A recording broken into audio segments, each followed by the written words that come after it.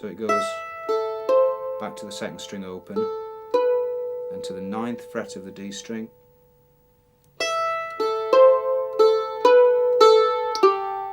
So that phrase of B, A, G goes B, A, second string open, G.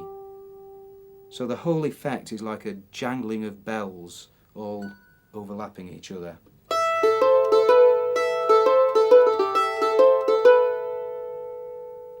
Which to my ears sounds a lot better than...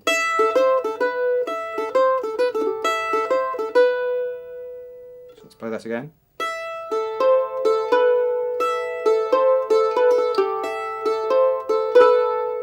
Now on that note, I think it's quite nice to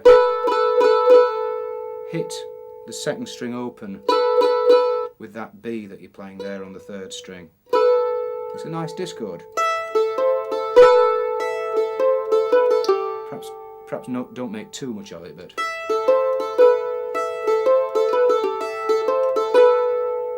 And then we move down to 2nd position for the next phrase. We can put a little pull off there.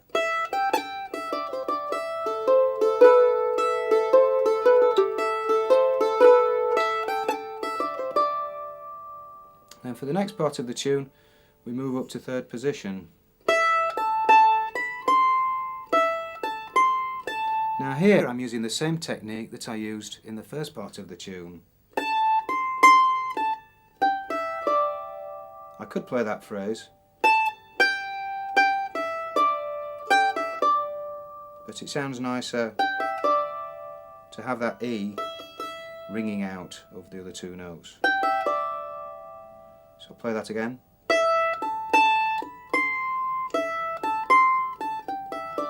And again there's chance there to put a pull off in.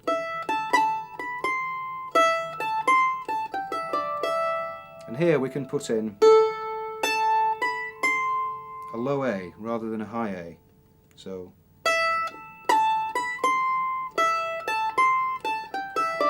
low A. Now a tricky bit. Slide up to the top E, then the top string open that rings on underneath that D, which is normally in tune. So I'll play that whole section again.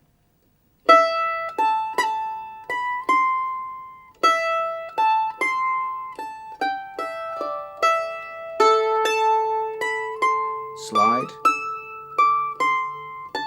top string open, and up to speed.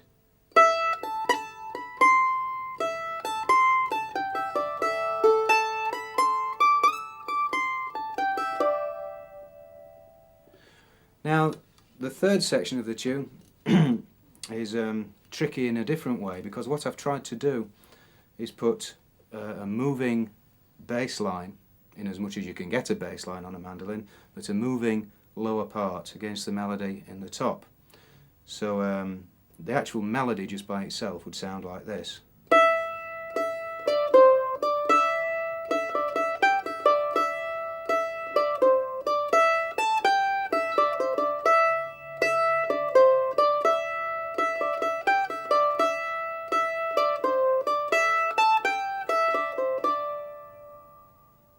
Okay, but just to make life awkward for you, we've got this bass line that moves around on the 3rd string, and we get the 2nd string droning all the time, so we get this. And then the 3rd finger, the little finger rather, comes under there on the 2nd string to get the melody. I'll play that again. The 3rd string, which is where the harmony line is, moves down. Little finger still there on the D. And then we've got 2 fingers free here. It's getting like an octopus now. Good fun though. They come in, the 1st finger on the F, 2nd finger up on the G on the top string there. So the whole of that 3rd section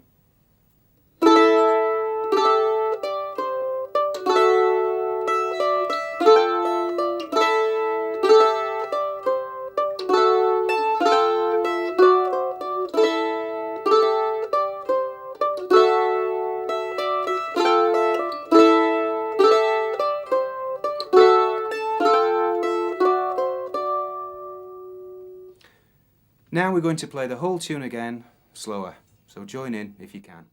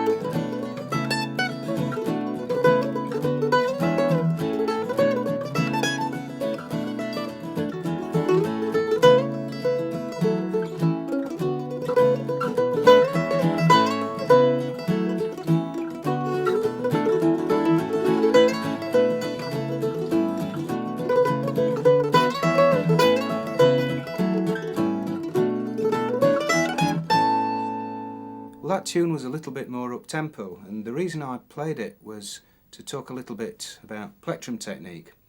I was playing triplets in that tune, and that means that we get three notes, diddly-dee, diddly-dee-dee-dee-dee, that's with a little pause there, squashed into the space of one beat, so diddly-dee-dee-dee-dee-dee. That's with a little pause just so you can hear the triplet, the da-da-da, da-da-da-da-da-da-da-da. And naturally I play them with a down-up-down of the plectrum. But then that leaves us with a problem, because the most natural way to pick a tune that contains a succession of quavers is to go down, up, down, up, down, up, down, up, down, up. But if we're squashing da-da-da-da-da, if we're squashing a triplet, that is, we're squashing three notes into the space of two half notes, we're left with a problem with the plectrum direction. And the way I get round it is this, to go, if I play the first phrase of Waynesboro, we get down, up, down, and then we should start on another downbeat. But what I do is to play two upbeats. So it goes down, up, down, up, down, up, down, up, down, up, etc., etc., until we get to the next triplet. So play that very slowly again. Perhaps we can zoom in on the plectrum here. I'll just hold the plectrum in a silly way just so you can see what's happening.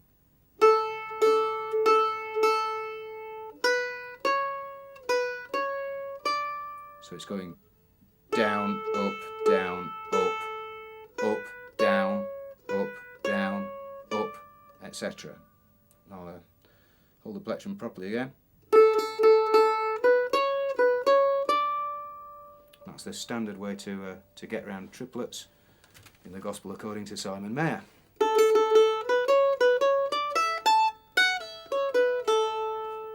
Now there's a an interesting little technique that I'm quite fond of, which is the push-off. A pull-off is when we get a little bit of decoration by just pulling sideways. It needn't be with the first finger, we can do it anywhere. As you move up the fingers it gets more difficult. You've got to have quite a bit of strength in your little finger to... And typically people do them on the second or first fingers. But we can also use push-offs, they have exactly the same effect.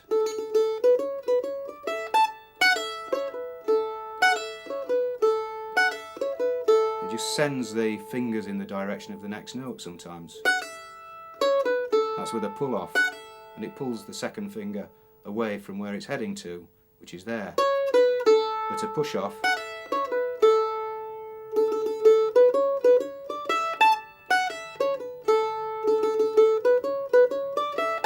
with a push. Another thing I like to do is to occasionally stop a note. I'm very fond of ringing the maximum amount of sustain from the mandolin on most occasions, but sometimes it's nice to stop a note, and that top note there, that top A, sounds very nice if you just stop it. Release the pressure. There's a slide we can do, just slide up to the F sharp from the note before. Let's go from the top again.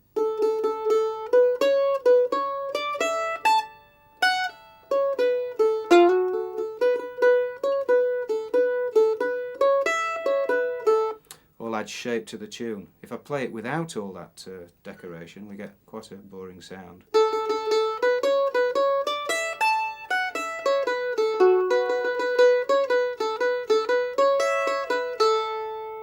But putting some shape into the tune,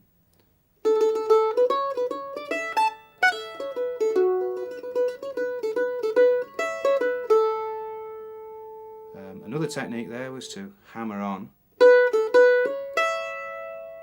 Now that involves not playing the note with the right hand, but just bringing the finger down really hard onto the fingerboard, and you can actually make the note sound.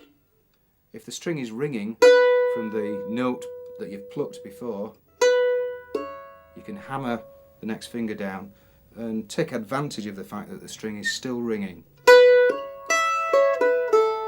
So let's play from the top again. Stop, push, slide, hammer, stop, push, slide. Now that's an occasion where I don't know why, but I find it a lot easier to use my little finger on the 6th fret as we go down to that phrase there. Use your 3rd finger if you want, but I really don't see any crime in using your little finger there if it's easier.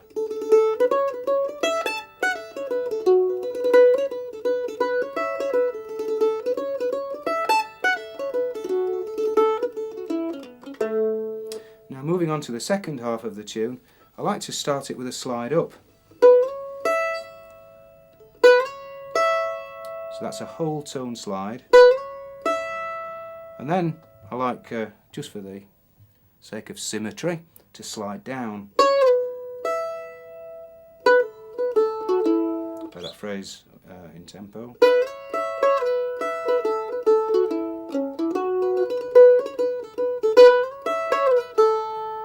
So there's a slide up and a slide down,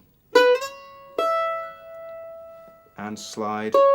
You only play the first note, and then you get the second note by sliding the finger down, but you must use quite a bit of strength in your fingers and keep it pressed down hard to the fingerboard, otherwise you'll lose the sound.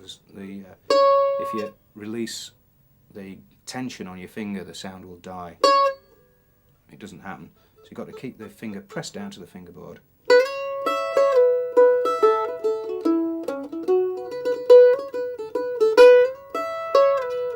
Same thing again there. So I'm pluck, slide, pluck, pluck, slide, pluck. So I'm only plucking when I said pluck there. All the other notes you're hearing just from the slide of the fingers.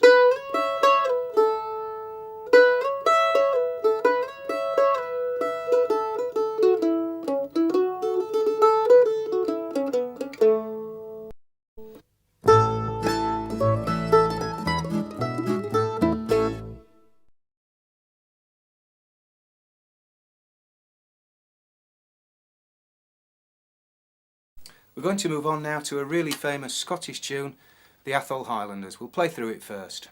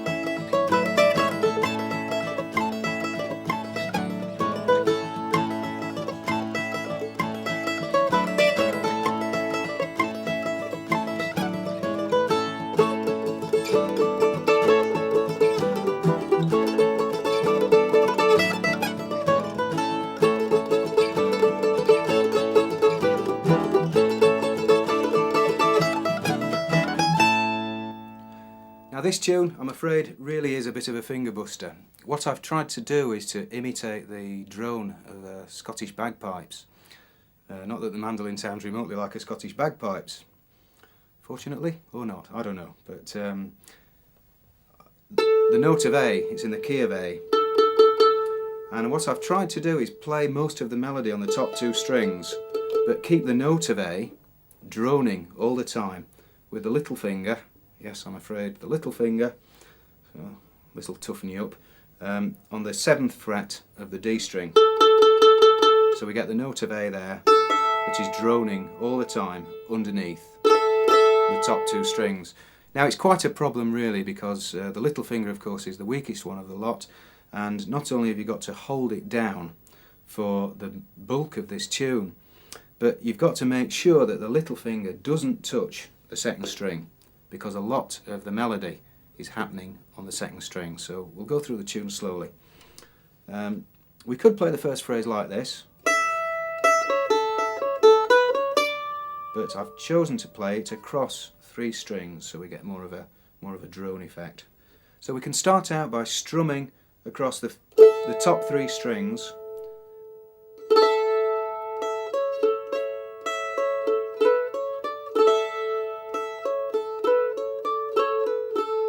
And that A is with us all the time, that's that A on the 7th fret of the 3rd string.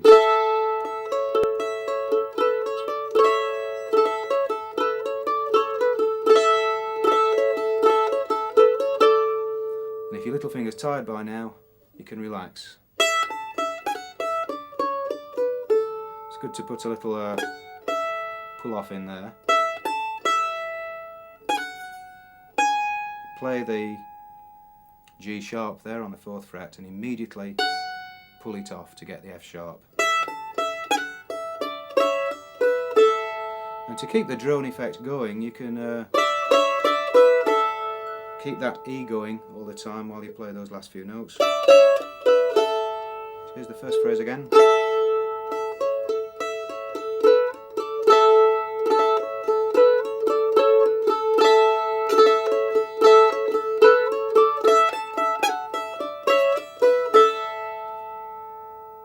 Let's play it together. 1, 2, 3, 4.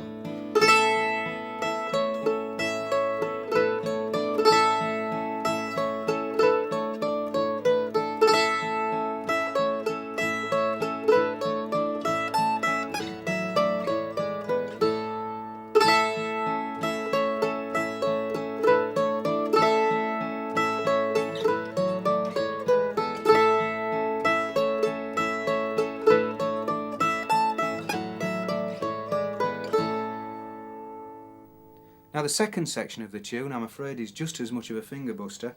We get this rising triad. A, C sharp, E. It's the three notes of an A chord. We could play it like that, very easy. Sounds boring in comparison to where we get the notes ringing over one another. So again we get the A on the 7th fret of the D string there. And we keep the A down there for the next phrase, which is A, D and F sharp there. So we start that section again.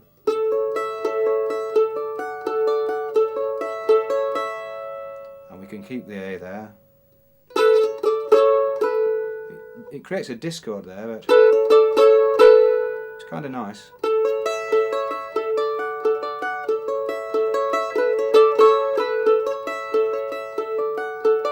And relax.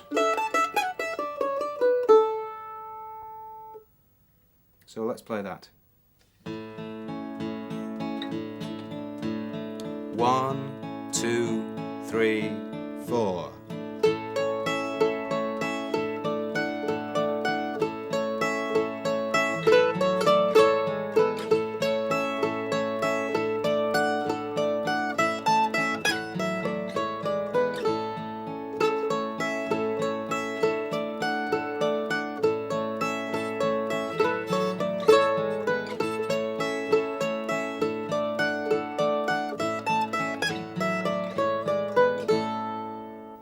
Now the third section of the tune is a bit of relief from holding your little finger down there, and we get this this snap onto the top A.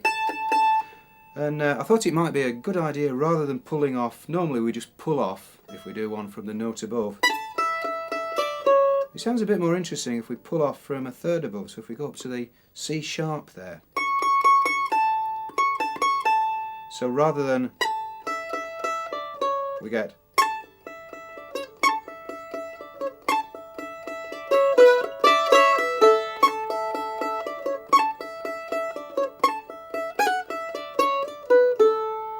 a slightly more interesting effect than just pulling off from the note above.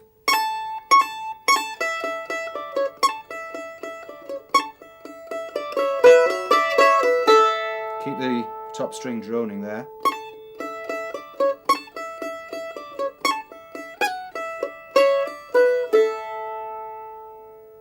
So let's play through that slowly. 1, 2, 3, 4.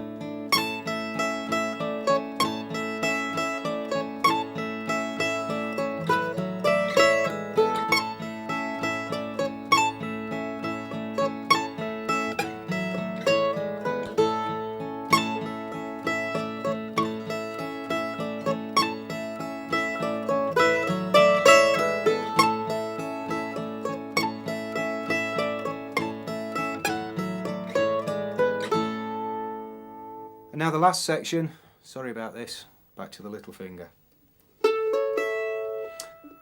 Now we get this. Just playing the middle two strings there, so we're going. Now of course it would be a lot easier to finger that, but we wouldn't be prepared for the next phrase, so we'll stick with the little finger there.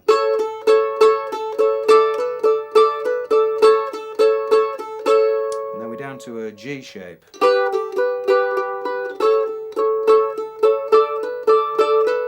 And relief. So the last section again.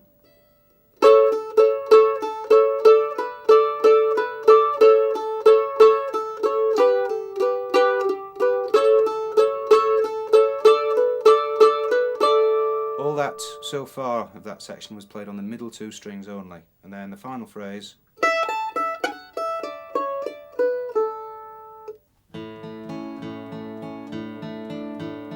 One, 2, 3, 4.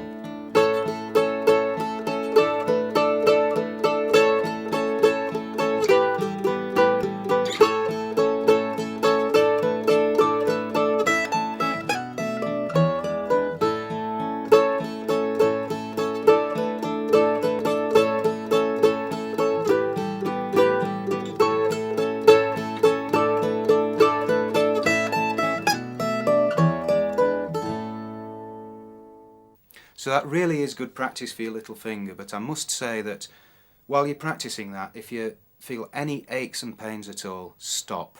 It really isn't worth punishing yourself until it hurts, because it may not get better. So do stop if your little finger starts hurting.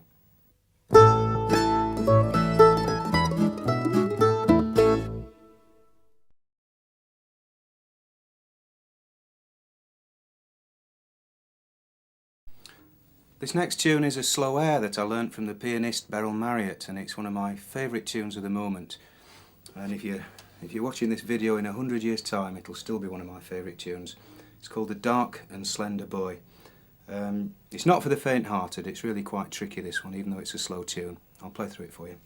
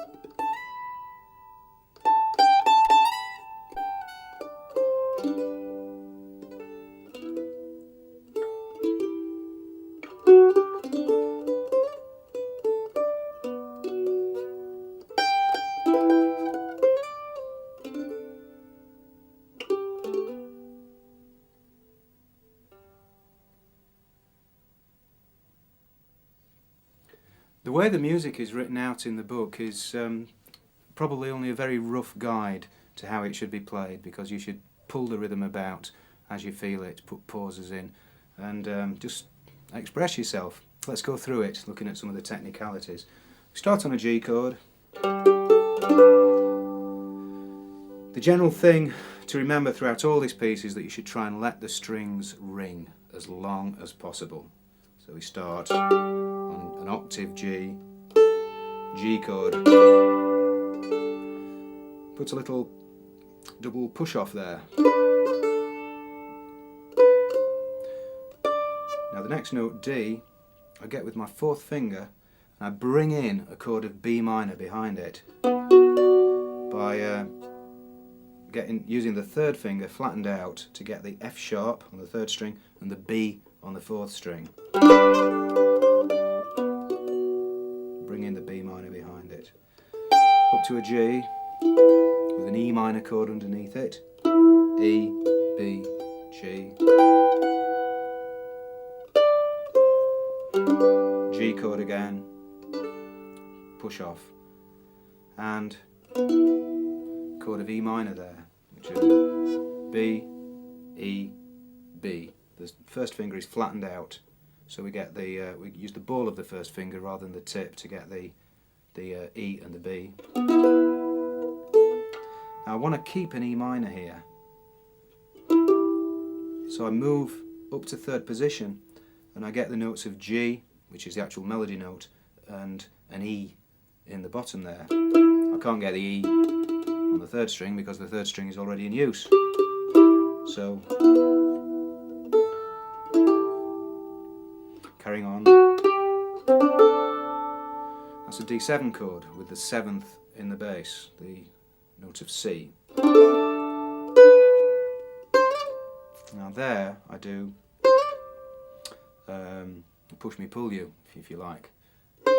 Slide and immediately pull back. I only pluck the string once.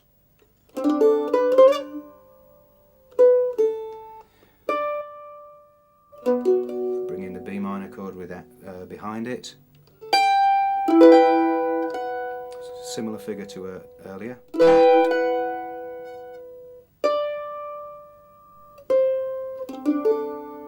D7 chord with a C in the bass, that's the 7th. So we get C, D, A. G with the little finger there. We use the little finger because that means that this C can keep ringing. And then we resolve it to a G chord with a little hammer on from an A to a B. So that's pretty tricky. I'll play through it again very, very slowly.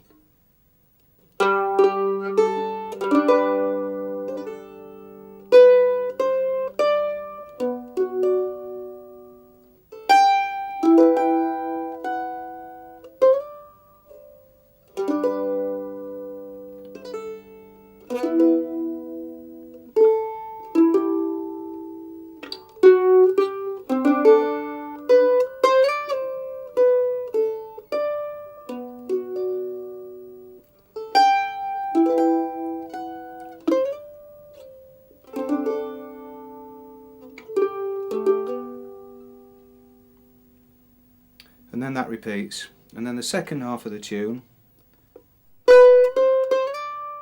Now I slide up with the second finger to that note of D, and the reason I do that is that I'm preparing myself for the chord that's about to come.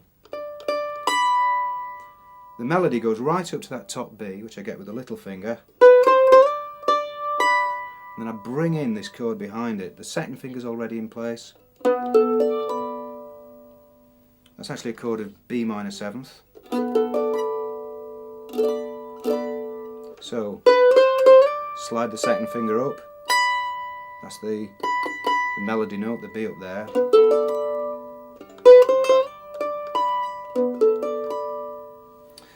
And then, that's actually a D7 chord.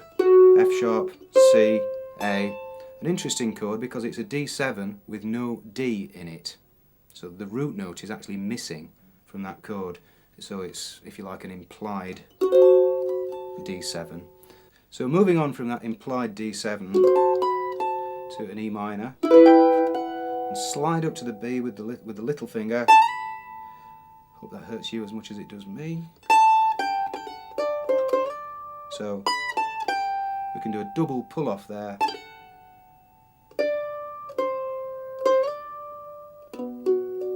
Slide from the C to the D and bring in a B minor chord, B, F sharp, D. So I'll just play from that high B again.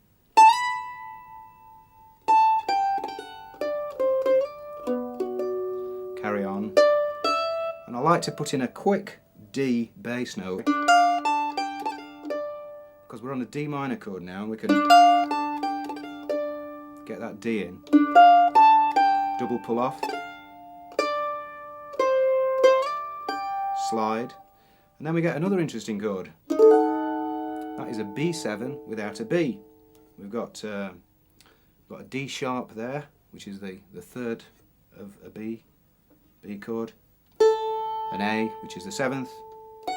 And an F sharp, which is the 5th. To an E minor. And then we get this run up. Sounds flash, it's not too difficult. I'm hitting each string but fingering a scale of G major. So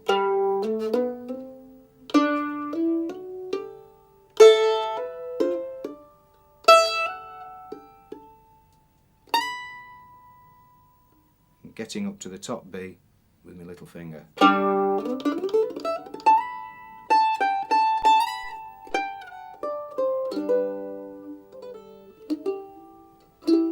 E minor. This is finishing off like the first half finished off.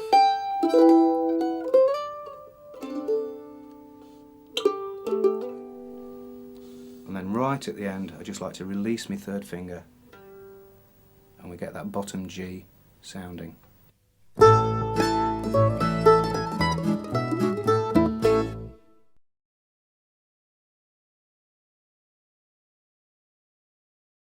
The next tune is the Dance of the Water Boatmen.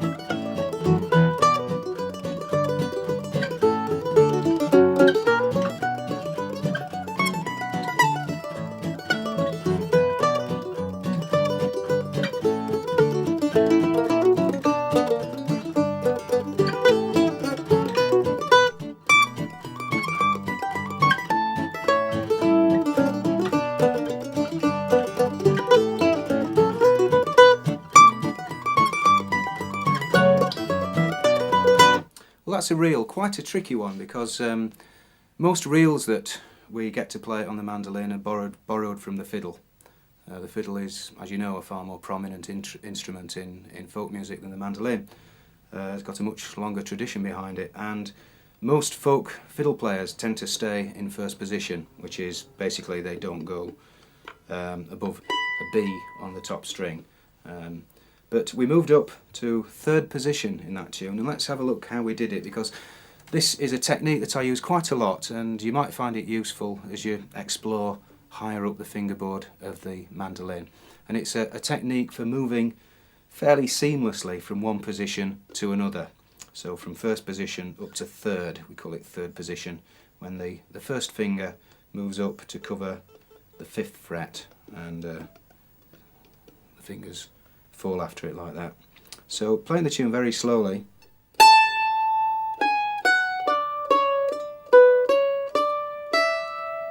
Hit the top string there, open, and then while I'm hitting the top string, I change position. Now it's only a split second, but it makes all the difference. It means you can change position more seamlessly than you otherwise would be able to by using that open string to move your hand into the next position. Change. I'll play that again slowly.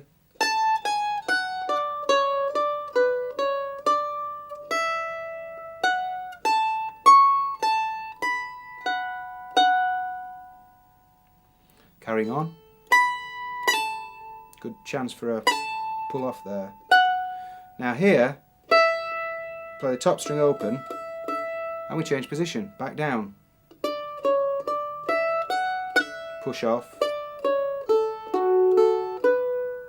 Right, let's play all of that first phrase again. Top string open, change position. Pull off, top string open, there's the E on the top string, change position, push off. Okay, so we've been up to third position and back down to first position using that open E string to give us that split second to change. So we'll carry on from there.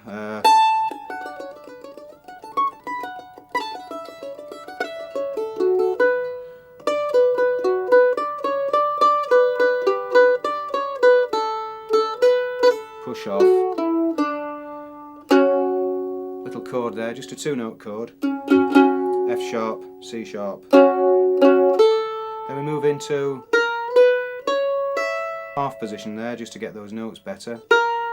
And that means the second finger comes down onto the 2nd fret to get that B. So I'll play the whole of the first half now.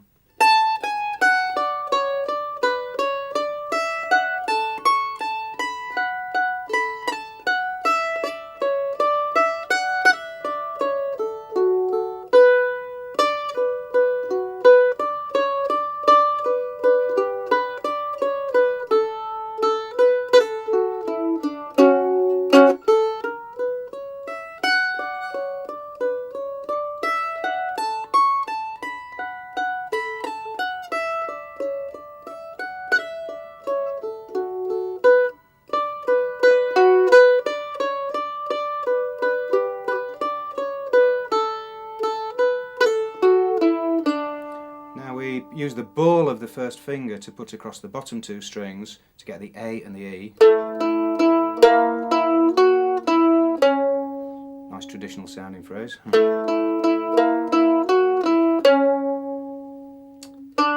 we're moving into the second half.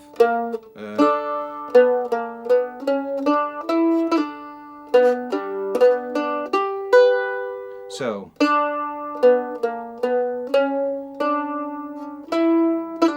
Push off, push off. Now, rather than, I actually like the slide here, so rather than going into half position, make something of that slide. So, play the second half again.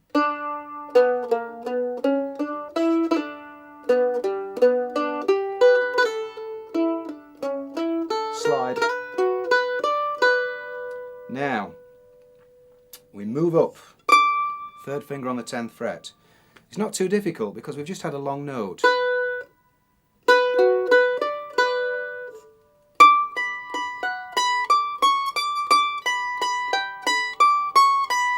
Not a difficult phrase, play that again.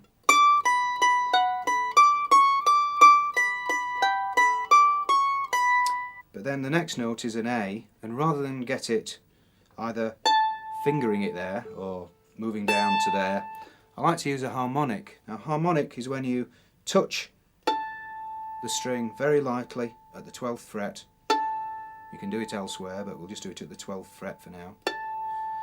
And you release the finger as you pluck the note. Takes a little bit of practice, but not too difficult. And then we use the E string open to move down to first position. So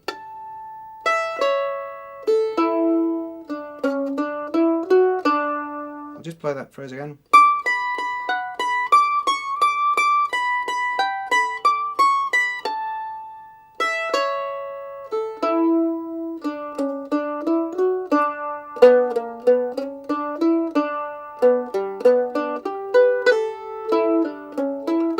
Slide, change position.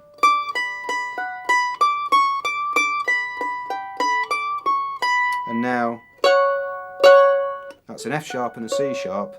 It's an octave above where we were earlier. And then an E on the open string, and again we use the open string to give us the chance to change position.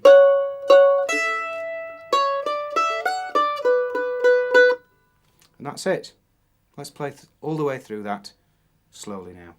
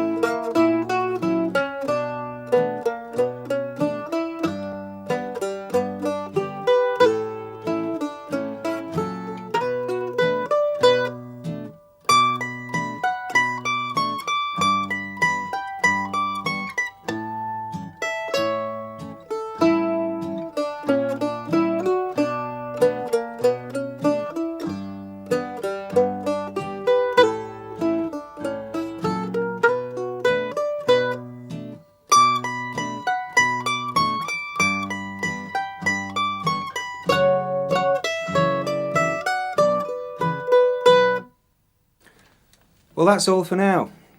I hope you've enjoyed this video. From me and from Frank Kilkelly, bye bye.